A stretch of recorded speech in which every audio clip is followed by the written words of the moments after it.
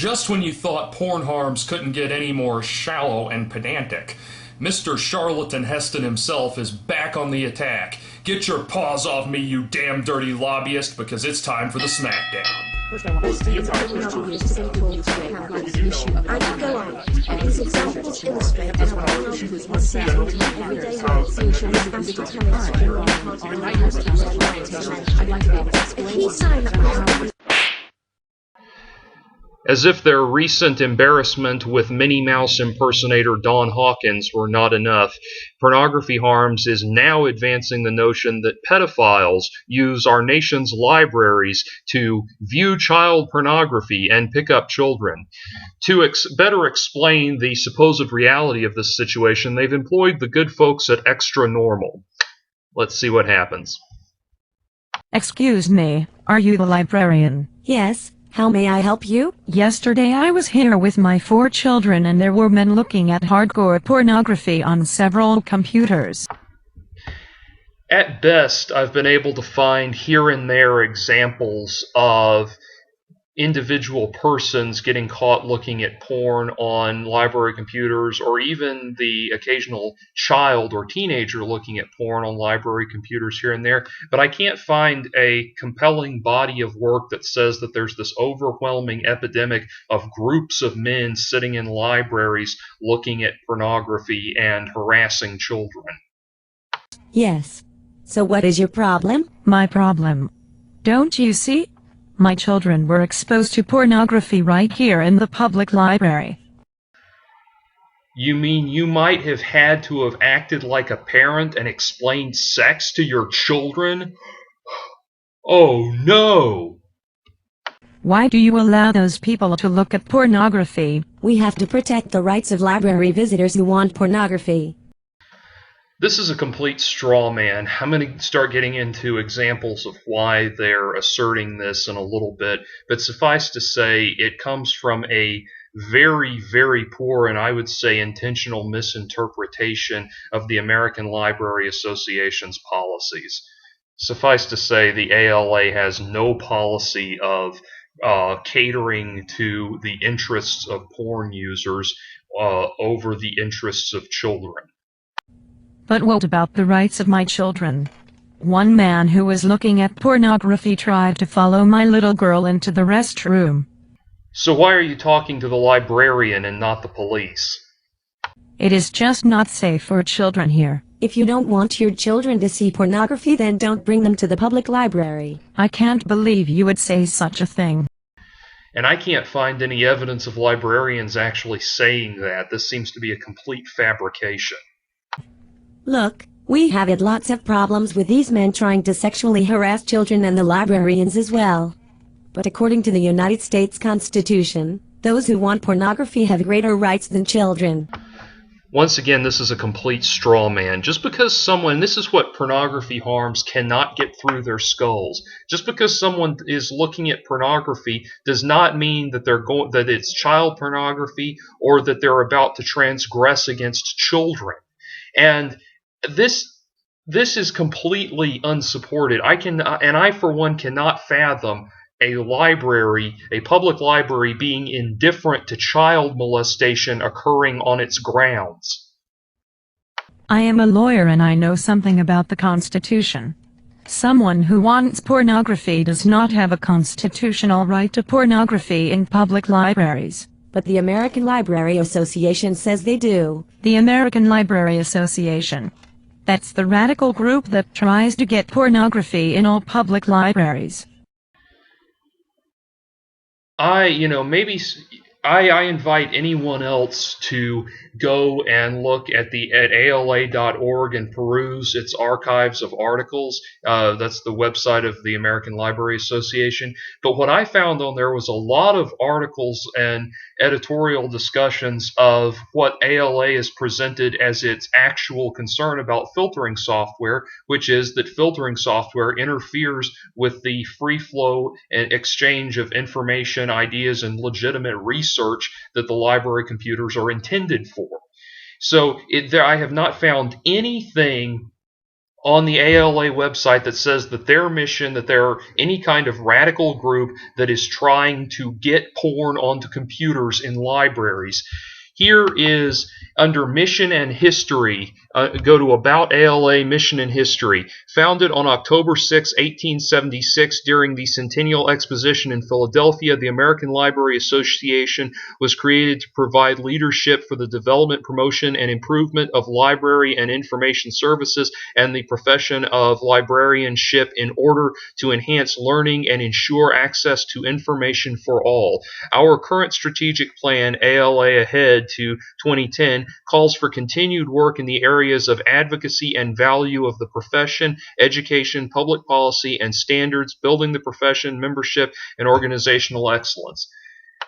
Go to history. The history is rather long to read, but there's nothing in there about making pornography, about their goal being to make pornography available in public libraries. Then their mission. The ALA Constitution states the purpose of ALA as the object of the American Library Association shall be to promote library service and librarianship. That the stated mission is to provide leadership for the development, promotion, and improvement of library and information services and the profession of librarianship in order to enhance learning and ensure access to information for all. Their motto is the best reading for the largest number at the least cost.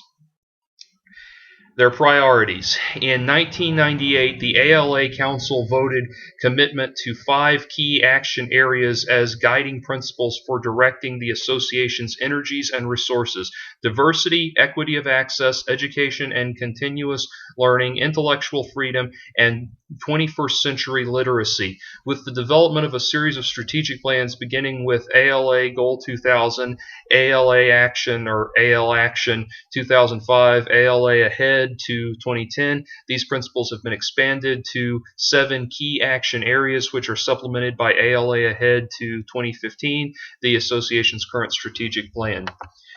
There is nothing in there to suggest, the thing is, I'm sure when Porn Harms reads that, the only thing they can see, the only thing that they hear is porn in libraries, the whole seething underbelly of all those statements about intellectual freedom and information, freedom of access to information, all that. Oh, that's obviously just for pornography, apparently.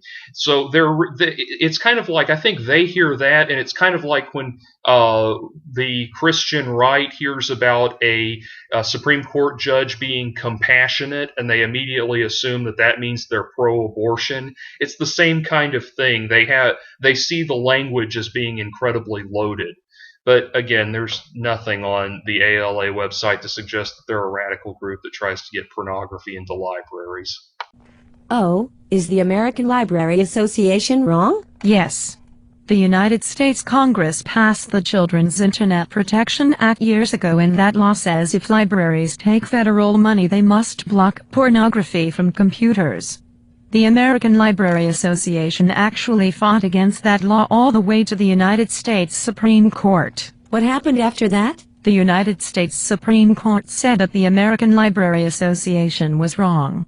Public libraries do not have to provide pornography on computers.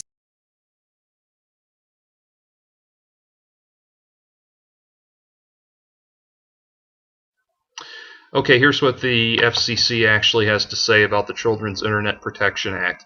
The Children's Internet Protection Act, CIPA, is a federal law enacted by Congress to address concerns about access to offensive content over the Internet on school and library computers.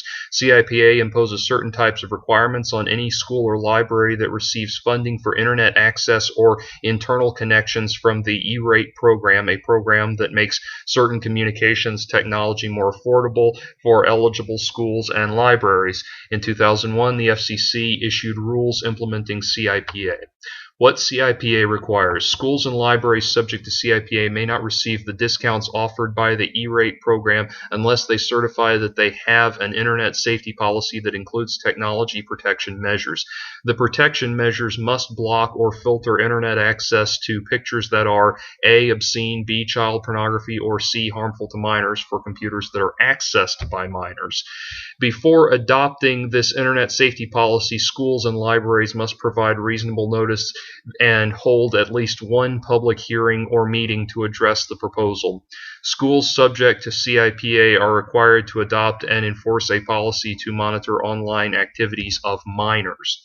Schools and libraries subject to CIPA are required to adopt and implement an internet safety policy addressing A, access by minors to inappropriate matter on the internet, the safety and security, B, the safety and security of minors when using electronic mail, chat rooms, and other forms of direct electronic communications, C, unauthorized access, including so-called hacking and other unlawful activities by minors online, D, unauthorized disclosure, use, and dissemination of personal information regarding minors, and E, measures restricting minors' access to materials harmful to them. Schools and libraries are required to certify that they have their safety policies and technology in place before receiving E-rate funding. CIPA does not affect E-rate funding for schools and libraries receiving discounts only for telecommunications such as telephone service. An authorized person may disable the blocking or filtering measure during use by an adult to enable access for bona fide research or other lawful purposes. CIPA does not require the tracking of internet use by minors or adults. You can find out more about CIPA or apply for E-rate funding at blah, blah, blah. Yeah, so, apparently, this is apparently what Porn Harms is hinging its argument on, is this idea, is what they think that the CIPA actually means or implies. It makes very clear that the filtering software can be turned off for adults and they can use it for legal purposes. Now, obviously, there's going to be this big debate at that point about whether or not looking at pornography is legal. Well, in and of itself, it is legal. There is the question of whether or not children seeing it in the public spectrum is legal. My argument to this would be that the crime, as I understand it, as I've looked into it, the crime, it can be a crime to give pornography, for an adult to give pornography to minors. So in that sense, it's one thing to say, hey kid, come look at this. It's a whole other thing if you're using a computer by yourself, not bothering anybody, and some kid comes up and looks at what you're looking at. You're not trying to show it to them at that point. Now, as to all of this stuff about, parents being worried that their children might see porn or they might see something inappropriate, one of these days, you're going to have to accept that part of parenthood is teaching your children how to deal with the outside world. And no, I'm not suggesting that you leave your children open to any random trauma that might occur to them, but in the course of your life, your kids will probably see things that you don't intend for them to see, and you will have to explain it to them. So rather than sitting and worrying about this dark, demonic boogeyman force that's slowly consuming the world and will corrupt your children, think about being an actual parent. Teach your kids actual lessons about not talking to strangers, about minding their own business, and tell them that if they see something they don't understand or are disturbed by or upset by in any way, that you'll talk to them, that you'll answer their questions, that they won't get in trouble if they come to you.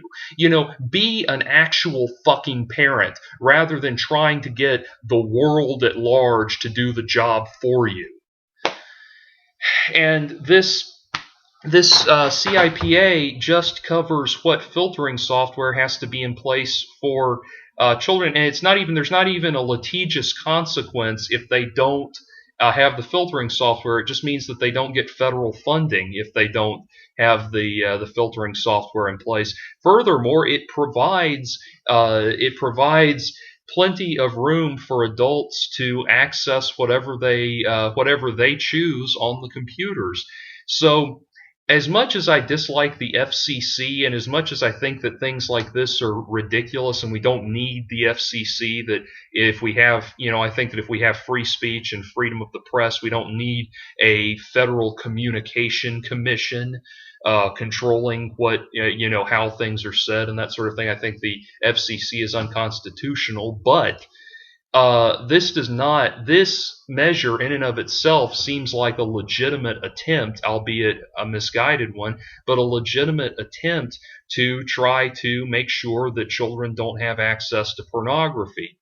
And so then, there's further videos on this, and I'm debating about whether or not to go into this, but there are videos on the page youtube.com/thisisthetruth, spelled THRUTH, of Mary Layden talking about this. And, I just hate to force my viewership to stare into the cold, unblinking eyes of Mary Layden. But the thing is, she talks about how the libraries will tell you how to turn off the filtering software and blah blah blah, and it's like, yeah, it's okay, it's even spelled out in this that they can tell you how to turn off the filtering software. If they're telling children how to turn off the filtering software, that's questionable, but that's not really what's on the table. What's on the table here is the question of adults looking at pornography in the library, in the public library. Furthermore, the law only applies to, and by the way, one of the examples she provides is that if you send a 12-year-old into any library and ask them to rent the movie Natural Born Killers, they'll be able to rent it and leave with it. Complete non sequitur. That's not an issue of the internet, and Natural Born Killers is not pornography.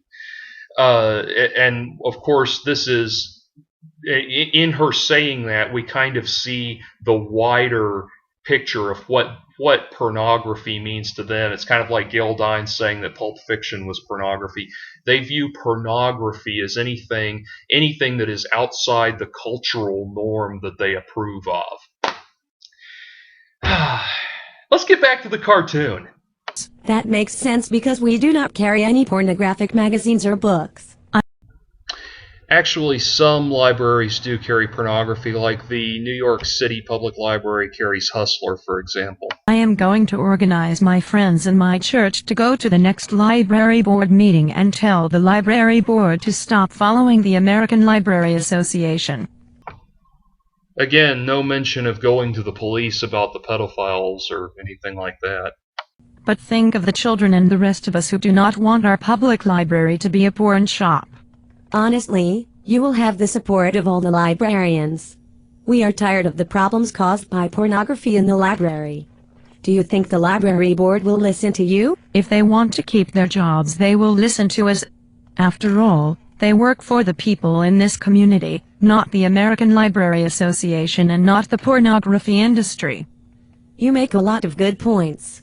I'll be there to support you at the next board meeting. Great, see you there.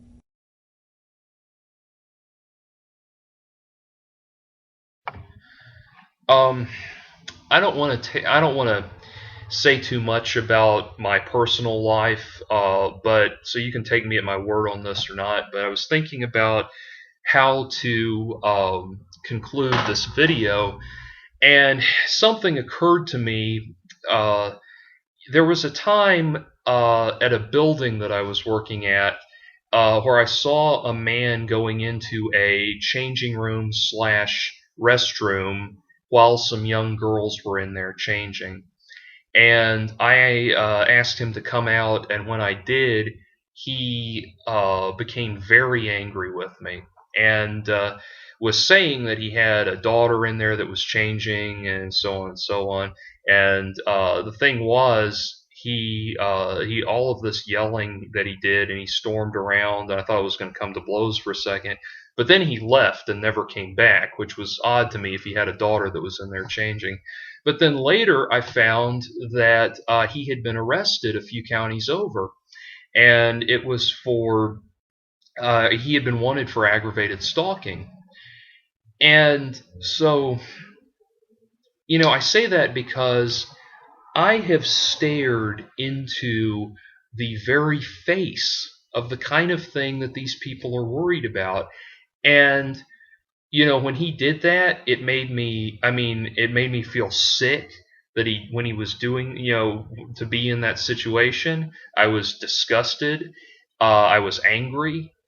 And it gave me the creeps when I found out what had happened later. I was glad that he'd been arrested, but to have my suspicions confirmed rather, bothered me. But at the same time, I don't live in constant fear of that happening, of when that's going to happen again, or where it's going to happen again, that sort of thing. And I'm sure a lot of people would say that that's just because I don't have children, and that just makes me want to not have children. But really, the thing is, I think that there is a profound portion of society that lives under the yoke of this just overwhelming constant fear of the world going to hell in a handbasket, of that we are all sinful, and we are all so sinful that the world is falling apart around us. And they all of this psychology that developed thousands of years ago when people were trying to figure out why it wasn't raining, all of this shamed sinner attitude is prevalent in a lot of people. And I think, when I see individuals commit crimes or transgress against other people, against innocent people, to me, I see that as individuals who, for whatever reason, in the course of their lives, made a very wrong, very bad decision and ended up harming another person, or landed themselves in jail, or whatever the outcome of it is. I don't see it as some sort of overwhelming cultural decay that is eating away at society.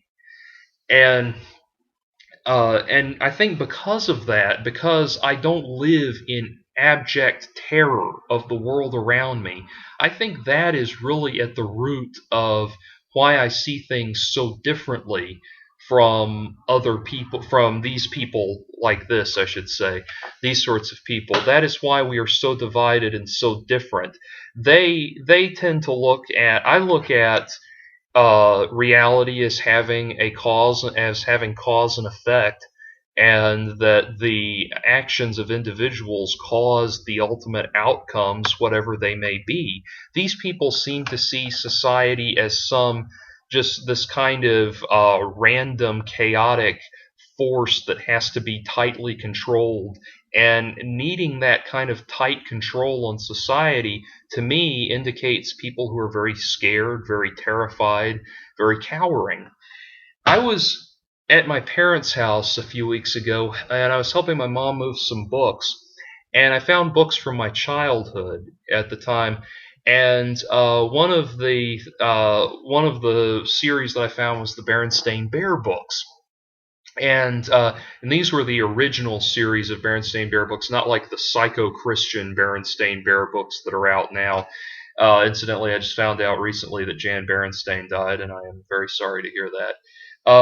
But anyway, I was read these books. I was read books like, was it the Berenstain Bears Don't Talk to Strangers and things like that. I was read those books, and I got the values that they, I came to appreciate the values that they were trying to impart. And that was something very, very interesting, was that my parents always made sure I got a good night story or a bedtime story before I went to bed. And if I had done something wrong during the course of that day that was covered in one of those Berenstain Bear books, then that would be my bedtime story before I went to bed. Whatever my punishment was, in addition to that, that particular book would be my bedtime story, which I was fine with because I love those books. But even so, my parents took the time to educate me about minding my own business, about not talking to strangers, about, telling an adult if I ever felt uncomfortable. All of these things, this is what is crucial. This is the missing link in all of this that no one is apparently considering. Rather than begging the whole world to change to suit your paranoia and your concerns, teach your kids these basic principles of interaction, things that they have to learn anyway, so that when they become adults, they can live in the world. If they don't learn not to talk to strangers, and not to go places with strangers, and not to trust strangers automatically, and all of that, and all of these things, if they don't learn that when they're children, they're going to get swindled and metaphorically fucked over when they're adults. If they don't learn to mind their own business, they're going to turn into just despicable people like the people at Porn Harms. And so rather than live in fear of the world, just teach your kids those things. Those those problems out there, things like pedophiles and child molesters and rapists and burglars and arsonists and murderers and drunk drivers and any other kind of malign, malicious, or dangerous person, those people are out there. And it is entirely within the realm of possibility that at some point a child may be exposed to these people. But I would much rather that child have the tools to deal with that situation and that person than just this random, chaotic paranoia, this kind of shot in the dark that hopefully the rest of the world, the stars will align and the rest of the world will parent the child for them on the behalf of the parents. Well, pick up a copy of Eros Empire if you have not already, and I'll be back soon with more exciting coverage of this increasingly morbidly disturbing experience that is the anti-porn lobby.